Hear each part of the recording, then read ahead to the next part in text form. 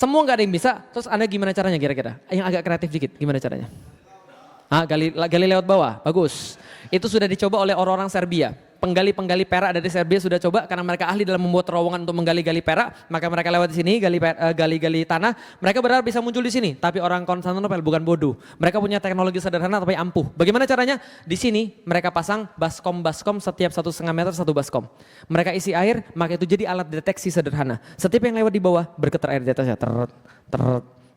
Dia tahu siapa yang gali, dia prediksi di mana kemudian galinya, dia buat lubang counter attack, disiram ter, dibakar, dibawa hidup-hidup. Bukan ide bagus, terus gimana lagi caranya? Oh pakai pesawat tuh saat, belum ada pesawat. Gila kira, istighosa saja saat, enggak menang-menang, wah menurut sekalian. Nah, makanya Al-Fatih mikir begini, kalau saya coba cara yang sudah dicoba oleh orang-orang yang lain, maka saya pasti kalah. Maka harus ada cara yang lain, yang belum pernah dicoba. Gimana? Saya nggak tahu. Yang saya tahu Allah pasti nolong orang yang bertawakal pada Allah. Maka dia bilang, saya bertawakal pada Allah, saya tunggu pertolongan. Betul, pucuk dicinta, ulam tiba. Suatu hari seorang seniman senjata namanya Orban, orang Hungaria, datang kepada Kaisar Konstantinopel karena kesamaan akidah mereka. Maka dia bilang pada Kaisar Konstantinopel, bos, gue punya senjata nih bos, mau bikin nggak bos? Raja Konstantinopel lihat, bagus juga senjata lo. Berapa bikinnya? Bikinnya segini bos. Sorry kita lagi nggak punya duit. Gini aja, kamu jangan pergi kemana-mana. Kamu tinggal di sini, jangan kemana-mana. Nanti kalau kami punya duit, kami bikinin senjatanya.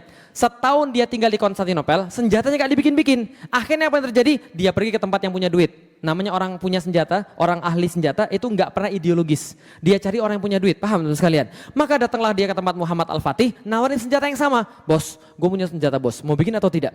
Al-Fatih begitu melihat rancangannya, Al-Fatih sebelum melihat rancangannya, itu sekretarisnya nulis dalam catatannya, Al-Fatih bilang begini, bisa nggak engkau membuat sebuah senjata, lalu memeragakan dengan tangannya, kata sekretarisnya, yang bisa melontarkan proyektil sebesar ini.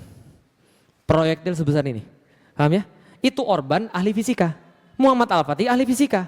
Orban langsung hitung, apa rumusnya? I sama dengan M kali A. Paham sekalian? Impact sama dengan massa kali akselerasi, paham ya? Jadi kalau ada massa sebesar ini, yang bisa dilontarkan sama sebuah proyektor, ini tembok jebol. Maka dia bilang pada Muhammad Al-Fatih dengan curiga, apakah engkau ingin menghancurkan tembok Konstantinopel? Al-Fatih balas, kalau iya kenapa? Orban membalas lagi, kalau iya kebetulan. Saya sudah tinggal di sana selama setahun.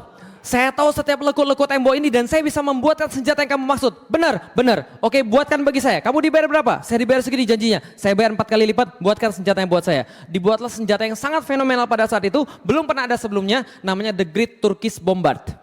Atau lebih dikenal dengan nama The Basilica Cannon atau The Muhammad Great Gun. Ini senjatanya kalibernya 0,7 meter. Beratnya 18,2 ton. Panjangnya 5,2 meter, jarak tembaknya 1,6 km sekali muntah 682 kg. Paham teman sekalian? Ini senjata pas dites. Nyungsep itu proyektil 2 meter di bawah tanah. Al-Fatih bilang, bagus. Saya senang dengan senjata kamu, tapi masih ada kurangnya. Apa kurangnya? Kurang gede, buatin saya yang 2 kali lipat. Lu gimana caranya? Terserah kamu, kan kamu seniman senjatanya. Akhirnya dalam waktu 1 tahun, Orban membuatkan pada Muhammad Al-Fatih 69 meriam. Satu meriam ukurannya 5,2 meter, yang satu lagi 8,4 meter. Yang sisanya ukuran standar. Berapa ukuran standar? 3 sampai 4 meter ukuran standar. Nah, yang ini sampai sekarang masih ada yang ukuran standar, 3 sampai 4 meter. Di mana adanya? Di Istanbul? Enggak. Adanya di Museum Fort Nelson, Portsmouth, Inggris. Loh kok ada di Inggris Ustaz? Diminta sama Raja Inggris. Menurut sekalian, dia bilang, please dong, bagi gue ini adalah meriam yang paling berat dalam sejarah, please dong, please. Ya udah kita kasih. Nanti kalau dia sudah bosan kita minta balik lagi, menurut sekalian. Nah, ini adalah senjatanya. Kalau ada artis, kira-kira artisnya kayak begini. Kok ada artis terus Ustaz? Ya ini pesan sponsor, menurut sekalian. Meriamnya digede sekali, menurut sekalian. Dan ini ada ulirnya nih, di sini ada ulirnya. Jadi bisa kemudian diulir masuk. Paham sekalian? Ini bisa diulir masuk. Di sini kemudian kasih mesiunya, di sini selongsong peluru gedenya itu. Nah ini kemudian kenapa harus diulir? Supaya mudah transportasi, paham sekalian? Karena kalau segede itu seberat itu nggak ada yang bisa angkat.